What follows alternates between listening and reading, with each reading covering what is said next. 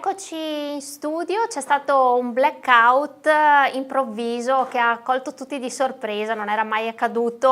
Ci abbiamo anche riso, abbiamo detto magari un contestatore Esatto. del candidato sindaco Posocco che è sceso nei meandri e ha abbassato l'interruttore generale. Comunque siamo di nuovo qui e riprendiamo, sono le 21:39, quindi recupereremo quei minuti persi e stavamo parlando, mi pare che si era già anche abbastanza concluso il tema, quello dell'app.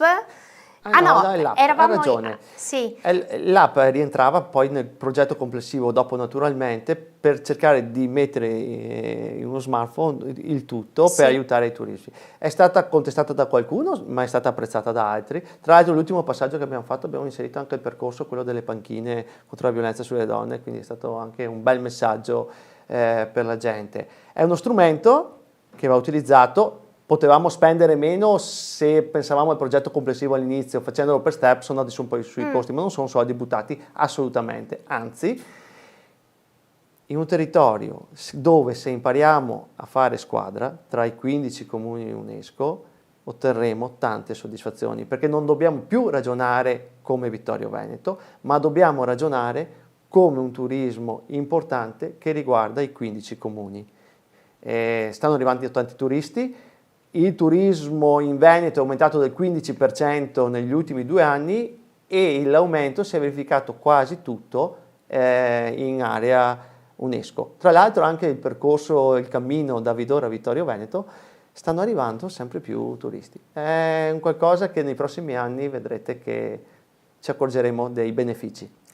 Allora, diceva prima il nostro giovane telespettatore che non bisogna solo pensare a stroppare i bus, però ci arrivano 2 domande da 2 telespettatori, tutti e 2 evidenziano il fatto che le nostre strade ormai sono ridotte a delle mulattiere, una vergogna, e quindi cosa fare per queste strade?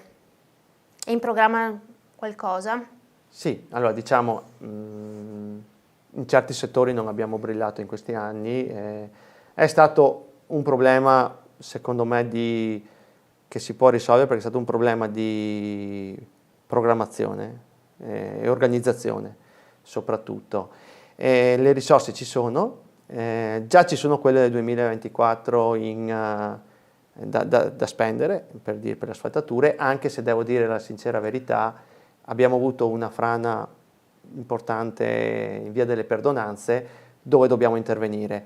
Ciò non toglie che con l'avanzo che siamo andati a provare l'altra sera sul rendiconto già possiamo partire con altre asfaltature. Ricordo a chi ci sta ascoltando che con 250.000 euro si asfaltano 2 chilometri di strada, così perché uno sappia un metro di misura. Si interverrà senz'altro nel decoro.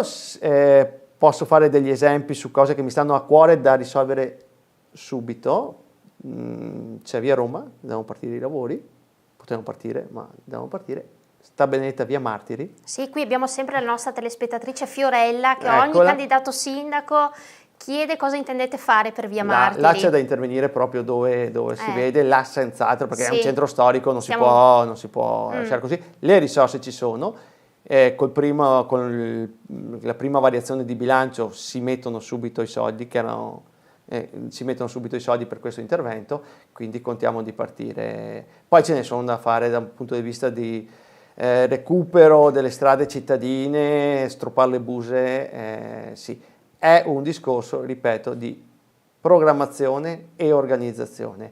So come fare a intervenire e ripeto, non è un tema che mi spaventa, anche se capisco che la gente questo lo vede, perché anche dai nostri, con la lista, la persona del centro abbiamo lanciato i questionari online a cui hanno risposto in tantissimi, e il problema della situazione del decoro delle strade è più o meno ogni persona ce lo sottolinea.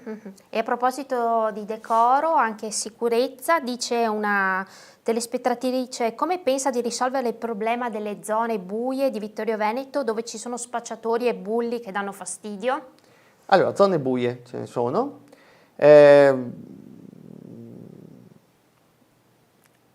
Quando sono arrivato c'era una grande zona buia che era la pista d'atletica, se vi ricordate, lungo la ciclabile, dove c'è il ponte in legno.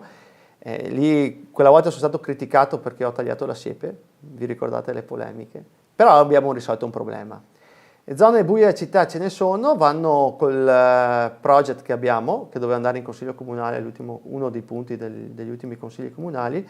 Noi saremo in grado di sostituire in pochissimo tempo 6.000 punti luce in città, mettendo tutto al LED, e quindi riaprire anche quelle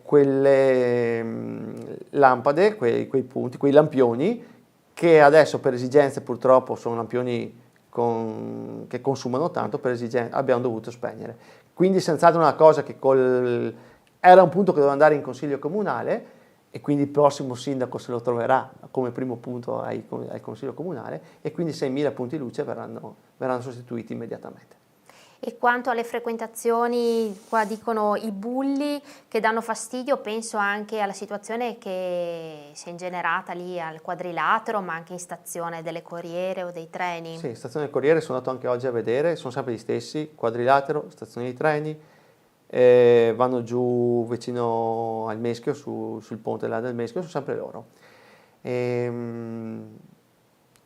La prima cosa da fare è chiamare un incontro prefetto, polizia, carabinieri, per cercare di risolvere, perché veramente qualcuno dice non fanno niente. No, non è vero che non fanno niente, fanno, e quindi da intervenire. Abbiamo il progetto della videosorveglianza, lentini a portarla avanti, però è un grande progetto e anche quello ci aiuterà.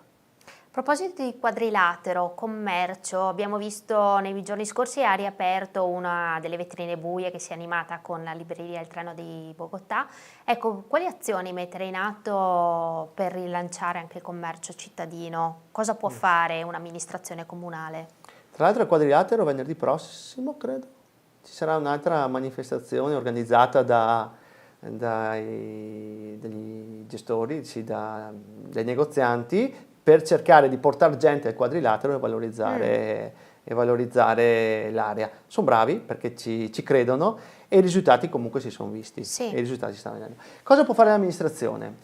Sì, l'amministrazione non è che io l'ho detto anche in consiglio comunale, qua si tratta di attuare politiche più di ampio respiro, più nazionali. Il commercio è cambiato, è complicato, è cambiato il modo della gente di spendere i soldi, di fare acquisti. In città vediamo che molti negozi vanno bene, sono negozi che hanno prodotti belli e sanno lavorare, altri settori sono veramente in sofferenza. Cosa può fare l'amministrazione? Beh, abbiamo parlato per dire di 181 eventi in città nel 2023. Con le associazioni di categoria confrontarci un attimo, dire c'è quell'evento là, facciamo in modo che il negozio rimanga aperto? Cioè leghiamo di più gli eventi in città che richiamano le persone al discorso anche apertura dei negozi. È possibile, non è possibile? Non lo so, si parla, ci si confronta e si vede che questa potrebbe essere un qualcosina.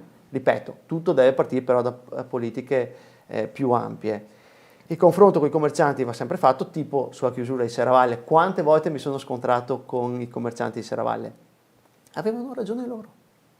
Io sono arrivato in maniera presuntuosa a dire si chiude tutto così arriva la gente e così, non è così. Perché? Perché a Serravalle ci sono delle attività produttive che nulla hanno a che fare col discorso turistico, quindi è giusto magari chiudere Serravalle ascoltando i commercianti, magari chiudere a orari in cui certe attività produttive non lavorano. Quindi il confronto con commercianti e associazioni di categoria per trovare le soluzioni senz'altro è importante. Mi viene in mente questa nuova iniziativa che lancerà a fine maggio del mercato serale a Serravalle. Maggio. Sarà un'ulteriore sperimentazione. È un'altra sperimentazione. Vediamo cosa riusciamo. Mercato Serravalle dalle 19, ecco come orario, alla sera. Vediamo se può funzionare, se può chiamare altra gente in città a Serravalle. Spostiamoci a nord della città, ci arriva una domanda che chiede che progetti di sviluppo prevede per la Valle Appisina? Grande valle, gran territorio, ormai la spiaggia del Lago Morto è diventata la spiaggia dei Vittoriesi, strafrequentata. Là c'è un bel progetto grazie al lavoro anche qua dell'assessore Fasan, che ha combattuto per la sua valle, c'è un progetto PNR da 1.200.000 euro che prevede la sistemazione di varie aree della valle, che vanno dai laghi blu piuttosto che intorno al lago Morto, intorno al lago di Restello. C'è un progetto della ciclabile, famosa anche ciclovia Amicizia, che scende dall'Alpago e va verso Serravalle, però senz'altro la prima cosa da fare, che farò se sarò eletto sindaco, è l'acquisto di questo benedetto parcheggio al lago Morto. C'eravamo quasi, avevamo individuato l'area, non ci siamo riusciti a comprare questo terreno perché non abbiamo avuto il tempo materiale di finire le famose carte. La prima cosa da fare per la Valle Appisina, intanto che tutto il progetto PNRR va avanti, è acquistare il terreno per dare spazio, dignità a tutti i vittoriesi e non solo, che vanno al lago Morto durante l'estate, e non solo ormai, perché vedo che tutte le stagioni c'è sempre tanta gente. Sì. Dalla Valle Appisina alla Val dei Fiori ci arriva da casa un'altra domanda. Ogni qualvolta si avvicinano le elezioni comunali si assiste a un fermento di lavori come la realizzazione della pista ciclabile che va verso Cozzuolo, realizzata in prima battuta dall'amministrazione Tonon e ora dall'amministrazione uscente. Sia il caso di fare le elezioni ogni 2 anni? Bella domanda. Allora, i lavori che stanno facendo a Cozzuolo dovevano essere fatti 2 anni e mezzo fa. Ecco, tanto per dire.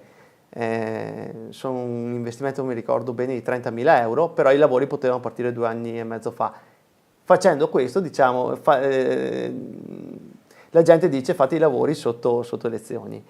Per la Valle dei Fiori c'è un altro bel progetto invece, il cui progetto di massima è stato concluso i mesi scorsi, è la pista ciclabile che sale dalla farmacia, dal casello autostradale verso Carpesica, verso la famosa riva di Vianello.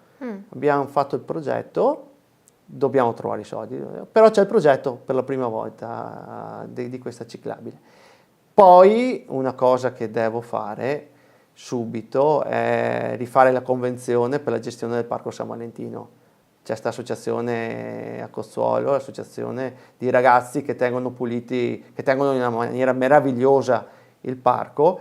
Purtroppo fanno del volontariato adesso, c'è da rifare la convenzione, quella è una delle convenzioni con le associazioni che gestiscono aree pubbliche, sarà una delle prime cose da fare quando sarò sindaco. Allora, ci arriva proprio una domanda da Larry. Negli ultimi 2 anni non sono stati corrisposti contributi ad alcune associazioni che hanno gestito il verde pubblico, facendo avanzo di bilancio. Non so se si riferisca anche a quest'area. Cosa farete in futuro? Bravo, mi dispiace. Mi spiace, a Cozzuolo in particolare hanno donato all'amministrazione un bellissimo gioco per bambini. E mi dispiace sentire queste domande, perché per 2 anni non abbiamo rinnovato le convenzioni. I soldi che c'erano, 25.000 euro, sono andati in avanzo, e qua bisogna, la cosa da fare, oltre a chiedere scusa, è da rinnovare le convenzioni a queste associazioni. Se il capitolo non era... sì, vabbè, mi taccio. Altra domanda, e leggo proprio in diretta perché arrivano a raffica. Perché non ha ritenuto opportuno scusarsi in relazione ad un manifesto che metteva un candidato sindaco non consigliere e da 15 anni lontano dalla politica come responsabile della vostra attività? Penso si riferisca al post su Facebook. Sì, mi ha colto di sorpresa, e se avete visto che io in quei giorni sono andato ero in Toscana, avevo una gara programmata perché ogni tanto mi piace correre, sono arrivato e tutto era già stato fatto, non ne sapevo nulla. D'accordo. E proseguiamo. Chiede un altro telespettatore: egregio candidato sindaco, potrebbe spiegarci meglio la scelta della sua lista dei consiglieri? Quanto può ritenersi convinto che questa lista la possa rappresentare al meglio in consiglio comunale? è sicuro di non essere screditato da queste scelte? Scrive così, senza ulteriori dettagli. Non ho capito la domanda, ma provo a rispondere. Allora, io credo di avere 3 liste con persone veramente di alto spessore professionale, persone che nella vita hanno dimostrato il loro valore, nella vita sia lavorativa che associativa. E allora l'invito che faccio a tutti è adesso, quando verranno pubblicate le liste di tutti i candidati sindaco, di analizzare bene i curriculum di tutti i candidati e poi giudicare, perché ce li fanno fare, ce li fanno pubblicare, e analizzare e uno rendersi conto di che persone andranno poi a votare, perché è giusto.